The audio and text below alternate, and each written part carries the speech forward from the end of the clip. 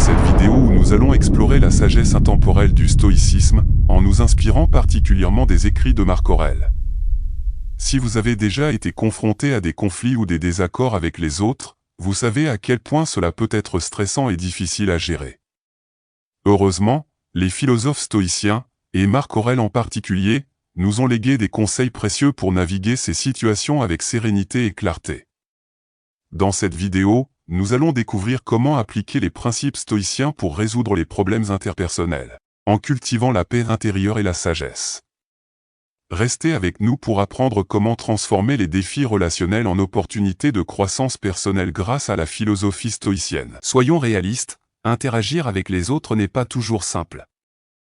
On peut tomber sur des menteurs, des tricheurs, et par moments, on a l'impression qu'ils sont là juste pour nous rendre la vie plus compliquée. Mais voici une petite leçon de stoïcisme, faire face à toutes sortes de personnes, c'est une part importante de l'épreuve qu'est la vie. Marc Aurèle, ce fameux empereur et philosophe stoïcien, nous encourageait à rester gentils et patients avec tout le monde. Selon lui, notre mission ici, c'est de comprendre les autres, de travailler avec eux. Alors, quelle est la stratégie pour ne pas laisser les côtés moins agréables de la nature humaine l'emporter? Merci d'avoir choisi notre chaîne parmi toutes ces options disponibles. Aujourd'hui, nous allons nous pencher sur une question qui, je suis sûr, résonnera avec bon nombre d'entre vous. N'avez-vous jamais remarqué à quel point notre premier instinct face aux défis de la vie est souvent d'essayer de les éviter, alors qu'en réalité, ce qui pourrait véritablement nous transformer, c'est d'apprendre à les gérer. Notre parcours ne se limite pas à surmonter quelques obstacles.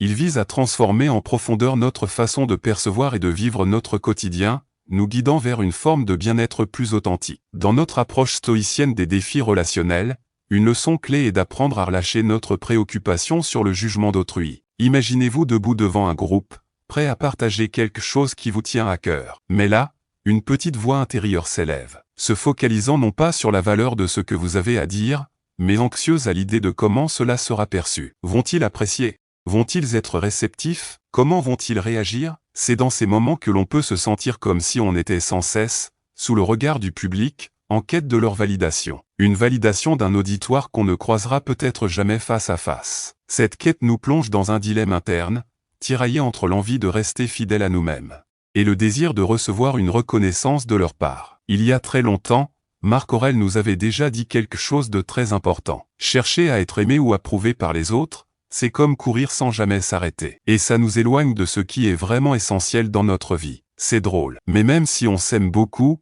on a tendance à se soucier plus de ce que les autres pensent de nous que de notre propre avis. Marc Aurèle en parlait dans ses écrits. Et ça nous fait voir le côté ironique de la situation. On cherche l'accord des autres plus que notre propre tranquillité et bonheur. Mais changer ça, ça ne se fait pas en un claquement de doigts. C'est un peu comme s'occuper d'un jardin. On doit prendre soin de notre confiance en nous, faire grandir notre estime de soi et parfois enlever les mauvaises herbes de la négativité. On va rencontrer des défis tous les jours, mais à chaque fois, c'est une occasion de choisir. Se demander, est-ce que je vis pour plaire aux autres ou est-ce que je vis pour moi? C'est comme ça qu'on reste fidèle à ceux qu'on croit et à ceux qui comptent vraiment pour nous. Imaginez que chaque matin, quand le soleil se lève, il annonce le début d'un nouveau jour. Vous allez rencontrer plein de gens différents. Certains vont essayer de vous embrouiller ou se réjouir quand ça ne va pas pour vous. C'est un peu comme si on entrait dans un grand jeu de miroirs où on voit toutes sortes de visages. Mais l'idée, c'est que ces rencontres ne sont pas là pour vous faire du mal. Au contraire, elles sont une chance pour vous de montrer votre force. De rester honnête et droit, comme un phare qui guide dans la nuit. Rester vrai envers soi-même et envers les autres, c'est comme avoir un bouclier. Il ne s'agit pas seulement d'éviter les mensonges,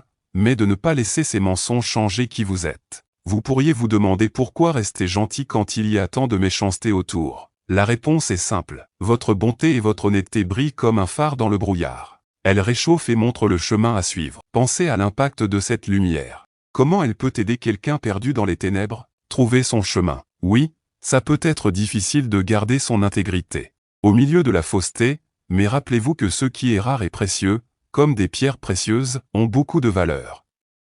En choisissant de rester honnête, vous gardez votre paix intérieure et vous prouvez que la vérité et l'intégrité ont leur place dans le monde. C'est ainsi que nous bâtissons une vie qui ne se contente pas de survivre au quotidien, mais qui prospère avec un sens véritable. Vous savez, ce que j'apprécie vraiment, c'est l'idée qu'à chaque fois qu'on choisit d'être honnête, on fait un pas vers ce monde idéal. Dans ce monde, quand on se regarde les uns les autres, on ne voit pas seulement qui on est aujourd'hui, mais aussi tout ce qu'on peut accomplir ensemble. C'est là que je pense qu'il est important de valoriser l'honnêteté, petit à petit. Permettez-moi de partager quelque chose d'important avec vous. Essayons de ne pas prendre les aléas de la vie trop à cœur. Imaginez que votre journée commence par renverser votre café sur votre tenue préférée, manquer un appel important, ou recevoir une remarque qui pique un peu. Il est facile de se sentir personnellement visé. Mais voilà une vision que les stoïciens nous offrent. Ces incidents ne sont pas vraiment dirigés contre vous. Tout le monde a ses propres luttes, ses distractions et bien sûr, ses jours difficiles. Si quelqu'un perd patience ou fait une erreur, cela en dit souvent plus sur sa propre situation que sur vous. Alors, la prochaine fois que vous faites face à une remarque désagréable ou à une erreur de la part de quelqu'un, faites une pause. Respirez profondément. Demandez-vous si vous avez déjà été dans leur situation. La réponse est très probablement oui.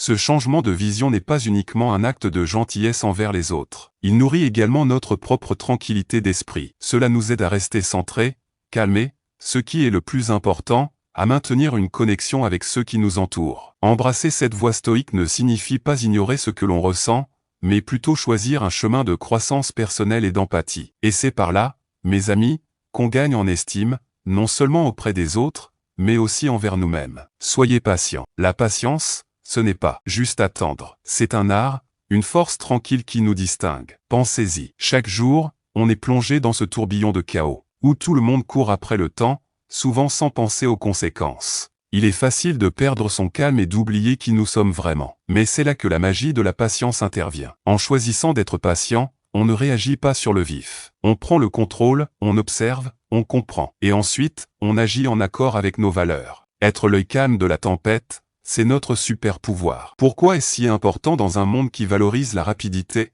Être patient vous distingue comme un repère dans la nuit, un signe clair de votre force, de votre intégrité et surtout de votre profonde compréhension que les bonnes choses prennent du temps. Ce n'est pas être passif, mais plutôt connaître sa valeur et avoir la force de s'y tenir, même quand tout accélère autour. C'est donner du temps aux gens et aux situations pour révéler leur vrai visage, ce qui vous aide à prendre des décisions qui sont bonnes pour le futur. Comment commencer? La prochaine fois que vous êtes pressé ou que quelqu'un vous agace dans le trafic, respirez profondément. Rappelez-vous que c'est votre chance de pratiquer la patience, d'être cette force stoïque dans un monde qui essaie de vous faire réagir. Souvenez-vous, c'est dans ces petits moments du quotidien qu'on bâtit un caractère non seulement respecté, mais vraiment apprécié. La patience, c'est votre force secrète, qui en dit long sur vous et l'effet positif que vous pouvez avoir sur votre entourage. Embrassons cette idée.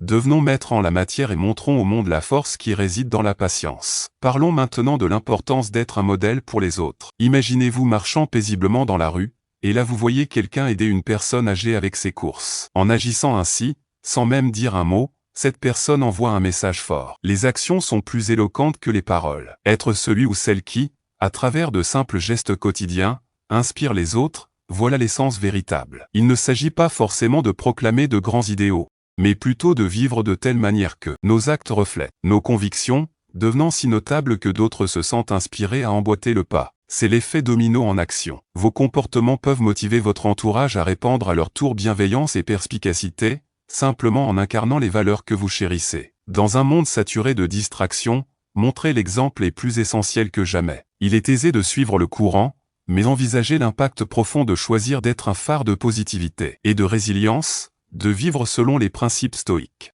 Vous ne faites pas qu'enrichir votre propre vie, vous éclairez également le chemin pour les autres. Chaque décision de garder son sang-froid face aux adversités, chaque acte de bienveillance, enrichit non seulement votre existence, mais aussi celle de la communauté qui vous entoure. Prenons un moment pour parler de comment s'éloigner des ondes négatives. Le monde peut parfois sembler bruyant, rempli de pessimisme. Et il y a effectivement des gens qui semblent vouloir nous tirer vers le bas. Ces voix, qu'elles soient fortes ou presque imperceptibles, essaient parfois de nous faire croire qu'on n'est pas capable, qu'on ne peut pas réussir. Mais voici un petit conseil inspiré des stoïciens, aussi valable aujourd'hui qu'hier. Apprenez à les ignorer. Imaginez que vous avez un bouclier invisible qui repousse toute cette négativité. Parce qu'au bout du compte, ce qui importe, c'est ce que vous faites de votre vie, vos actions et vos choix. C'est un peu comme avancer sur votre propre chemin, avec vos écouteurs, complètement plongés dans votre chanson favorite, sans prêter attention au désordre autour de vous.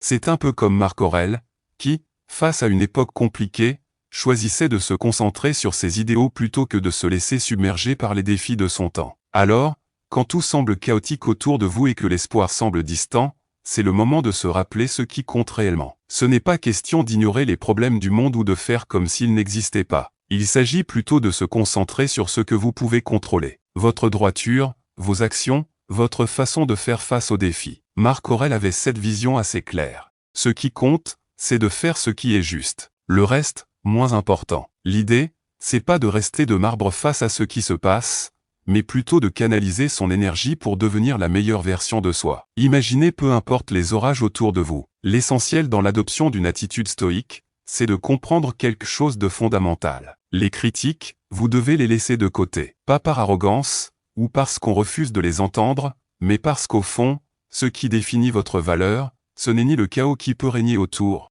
ni ce que les autres peuvent penser. C'est déterminé par vos actes, les choix que vous faites, votre volonté de faire le bien, surtout quand c'est difficile. Être stoïque aujourd'hui, au XXIe siècle, ça veut dire être reconnu non pas pour les compliments ou l'approbation qu'on peut recevoir, mais pour la solidité de votre caractère et pour des actions qui en disent long bien plus que les mots. Alors, allons-y, en laissant de côté ce qui est négatif et en mettant l'accent sur ce qui a vraiment de l'importance.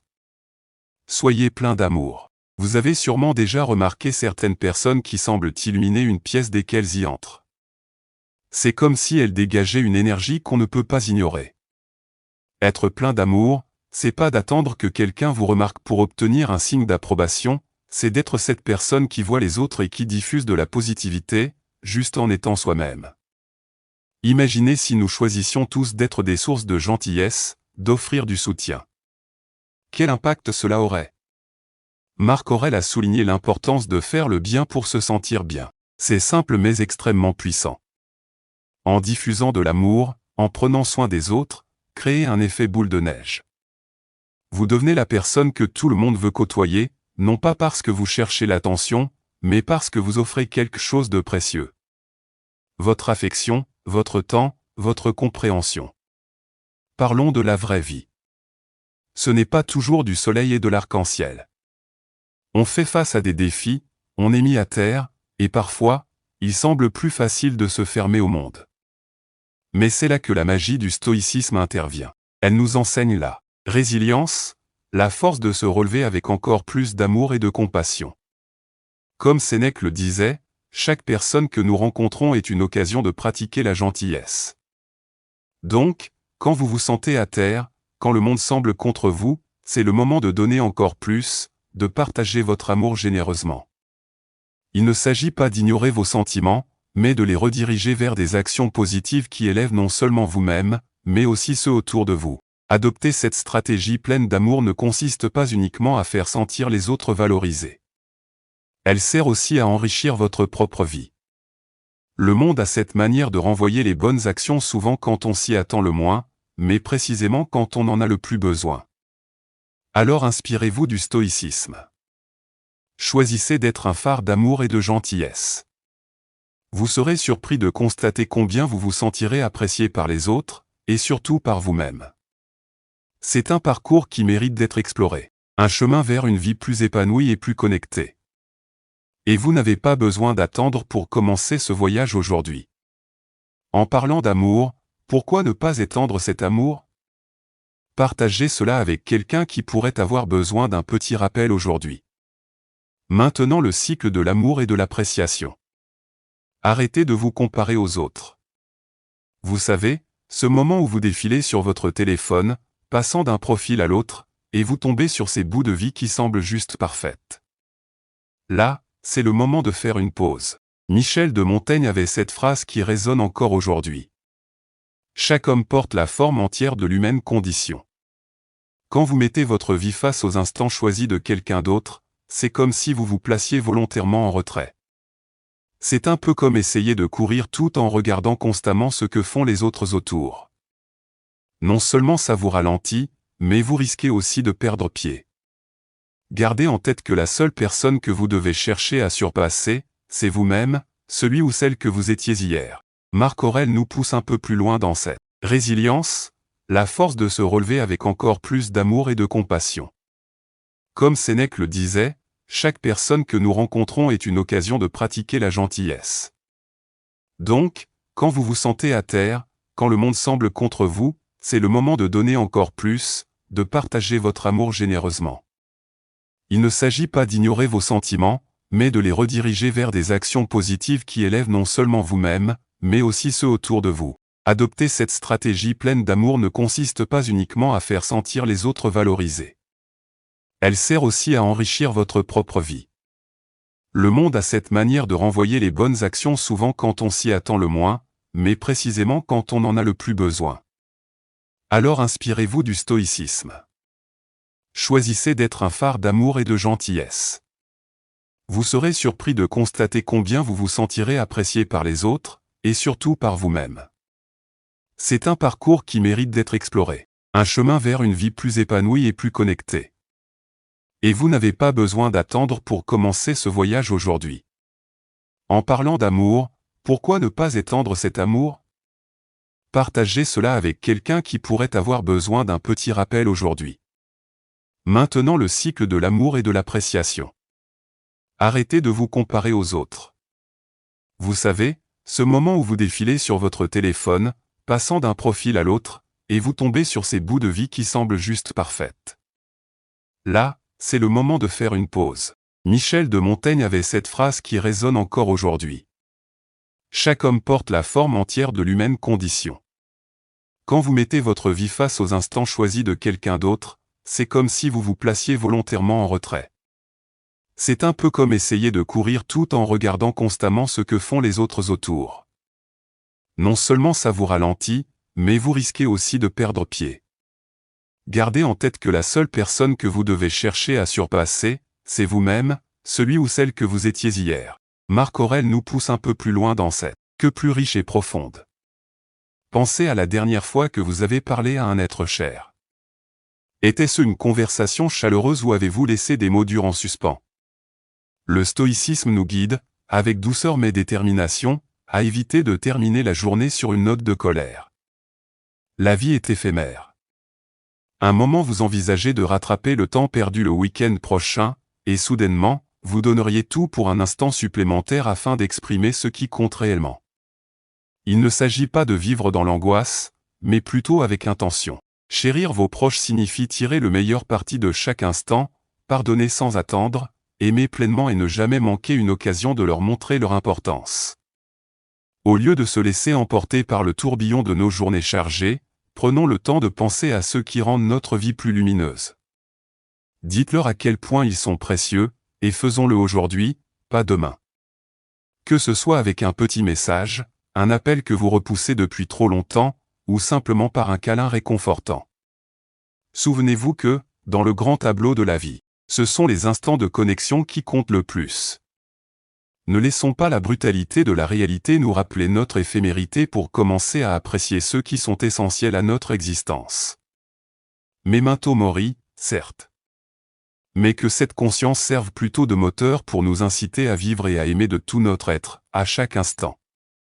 Pour ceux d'entre vous qui sont encore là, à suivre cette vidéo, vous représentez vraiment le cœur de notre chaîne, et c'est à vous que j'aimerais partager quelque chose de très personnel. Mon voyage vers la bienveillance envers moi-même n'a pas été simple, et il y a une anecdote en particulier qui illustre parfaitement ce chemin.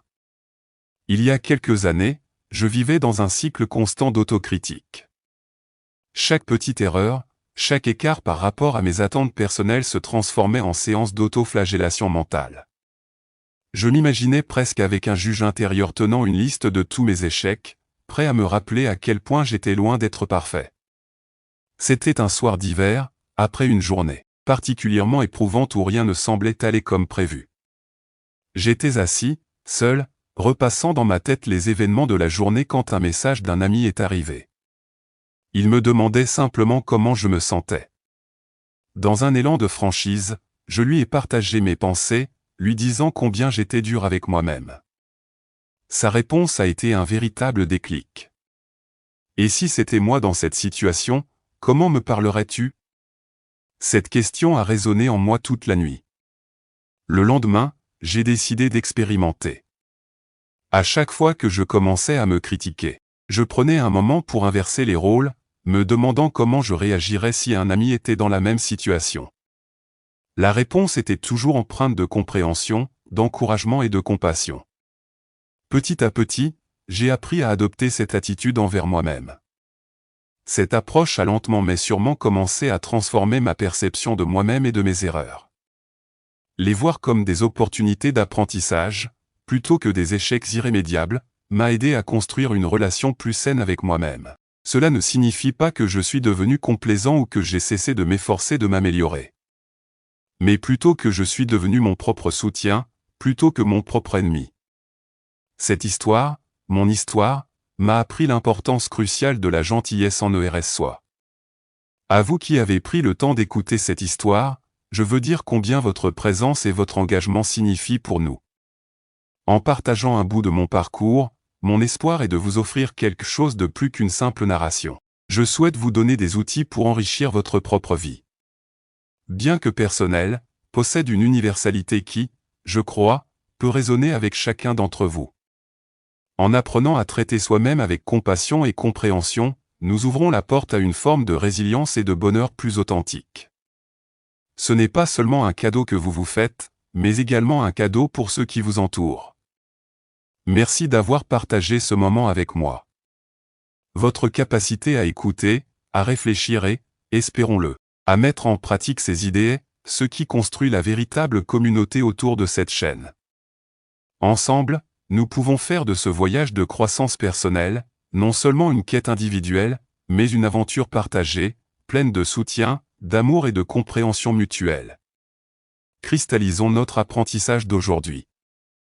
Laissez un commentaire pour dire « Je grandis chaque jour » en tant que témoignage de votre engagement envers le développement personnel et la gestion des relations avec grâce et calme stoïque. C'est une déclaration simple, mais puissante dans son intention. Voilà le but, développer la compréhension et résoudre les problèmes avec un peu plus de sagesse et beaucoup moins de friction. Merci d'avoir regardé et à bientôt, camarades stoïques.